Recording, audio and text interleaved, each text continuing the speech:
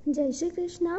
बातें धर्म के चैनल पर आप सभी का स्वागत है। मित्रों, आज हम अधिक मास के 29वें अध्याय का श्रवण करेंगे। अधिक मास से 29वें अध्याय प्रारंभ। पुण्यशील सुशील बोले, विभो गोलोक के चलिए, आपने विशेष स्थान श्री पुरुषोत्तम की शरण की प्राप्ति किए है, देर न करें। करदे बोला, मुझे अपने अनेक कर्मों को अभी भोगना शेष है। किस कर्म से छुटकारा पाकर गोलोक प्राप्त हो रहा है? हे हरि के प्यारे, यह दिव्य सुंदर शरीर मुझे किस पुण्य के कारण से मिला है, वह मुझसे कहिए। नारायण बोले, इस प्रकार पूछने पर हरिदूत बोले, हे प्रभु, क्या तुमको यह नहीं मालूम कि पुरुषोत्तम मास में धर्म साधन उत्तमोत्तम है? विष्णु भगवान को प्रिय होने के कारण ही इसे पुरुषोत्तम नाम मिला है। उसी मास का तुम तप कर चुके हो जो देवताओं को भी अलंभ्य है। मुख में रोग होने के कारण फलादि न खाकर तुम फेंक देते थे, स्वयं निराहार रहते थे। उन गिरे फलों को अन्य प्राणी खाकर तृप्त होते थे। दुख के कारण तुम जल भी नहीं पी पाते थे। यह सब पुरुषोत्तम मास में अनजाने में तप एवं व्रत हो गया। तुमने इस वन में विचरण करते धूप, जाड़ा, बरसात आदि सब दुख सहे तथा अंत में परम पवित्र तीर्थ में गिरकर 5 दिन डुबकी लगाते रहे। इस प्रकार रोग के कारण अनजाने में पुरुषोत्तम मास का यह स्नान भी हो गया। यह तुम्हारे तप का ही फल है। पुरुषोत्तम मास का जो स्नानादि श्रद्धापूर्वक करते हैं, उसके फल की कौन प्रशंसा कर सकते हैं? तुम अपने स्वार्थ की सिद्धि जिस प्रकार की है, वैसी कौन कर सकता है? पुरुषोत्तम भगवान के प्रसन्न करने का इसके समान और कोई साधन नहीं है। श्री नारायण बोले, उन दूतों से अपने पुण्य की प्रशंसा सुनकर वह प्रसन्न हुआ तथा उसने उस स्थान के देवता तथा कालंजर पर्वत एवं पेड़ों को प्रणाम किया। विमान की परिक्रमा करके वह विमान पर बैठ गया। देवता फूलों की वर्षा, किन्नर गंधर्व स्तुति वाद्यादि बजा रहे थे। वह विमान में बैठकर गोलोक में चला गया, जिसमें जाकर फिर लौटना नहीं है। 2 भुजा वाले श्री कृष्ण के दर्शन कर आनंद से गो सेवित उस लोक में रहने लगा। श्री नारायण बोले, देवता इस मास के इस चमत्कार को देखकर प्रशंसा करते अपने अपने लोक को चले गए।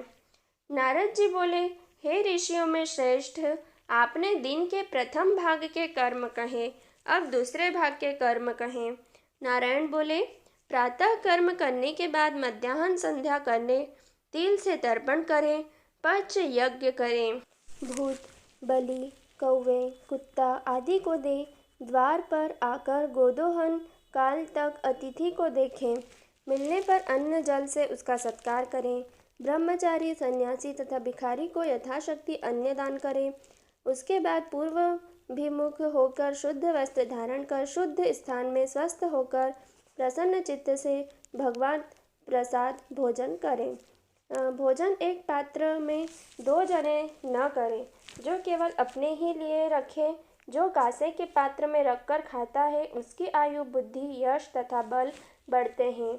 भोजन से पूर्व 5 ग्रास गो, कुत्ता, कौवा, अभ्यागत, पिपीलिका आदि को देवें। पहले मीठा, नमकीन एवं खट्टा, बीच में कड़वा, गर्म, अंत में भोजन करें। अथवा पतला पदार्थ पहले, कठिन वस्तु बीच में, अंत में पतला पदार्थ खावें। सन्यासी को 8 ग्रास, वानप्रस्थ को 16, गृहस्थ को 32 एवं ब्रह्मचारी को यथा रुचि ग्रास खाने चाहिए। ब्राह्मण शास्त्र विरुद्ध भक्ष्य भोज्यादि न खावे। भोजन करने के बाद जल दान कर पितृगणों को तृप्त करे। कुल्ला करके हाथ शुद्ध करे। पेट पर हाथ फेर कर आहार के पाचन के लिए अगस्त, कुंभकर्ण, शनि, बड़वाग्नि एवं भीमसेन का स्मरण करे।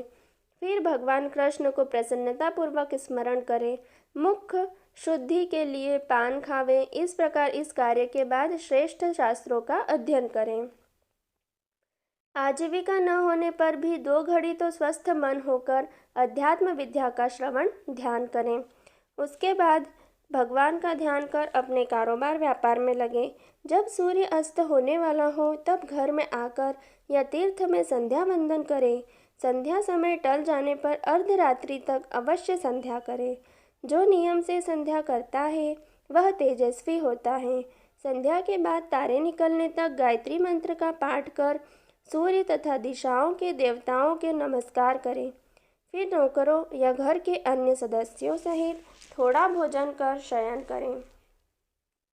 अपने घर में पूर्व स्वसूर के घर दक्षिण दिशा में और परदेश में पश्चिम की ओर सिर करके सोवें। उत्तर की ओर सिर कभी न करें। सुखपूर्वक शयन के लिए अगस्त्य, माधव, महाबली, मुचकुंद, कपिल मुनि तथा आस्तिक मुनि का नाम स्मरण करें। सिरहाने जल का कलश रखें। रात्रि में 2 पहर सोवें, बाद में उठकर वेदाध्ययन करें। इस प्रकार दैनिक कर्तव्य करने वाला सुख को प्राप्त होता है। श्री नारायण जी बोले, यह गृहस्थाश्रम के सुंदर कर्तव्य कर्म वेद के समान है। संसार की भलाई के लिए ही मैंने ये वचन कहे हैं। इति श्री ब्रह्मांडीय पुराणे पुरुषोत्तम मास महात्म्ये श्री नारायण नारद संवादे आविकथन नाम 19 अध्याय संपूर्णम। मित्रों, त्रयोदशी तिथिया के दिन हमें शक्कर और शहद का दान करना चाहिए। अधिक मास के आगे की कथा भी इसी तरह श्रवण करने के लिए आप मेरे चैनल बातें धर्म की को like, share, comment and subscribe जरूर करें। धन्यवाद। जय श्री कृष्णा।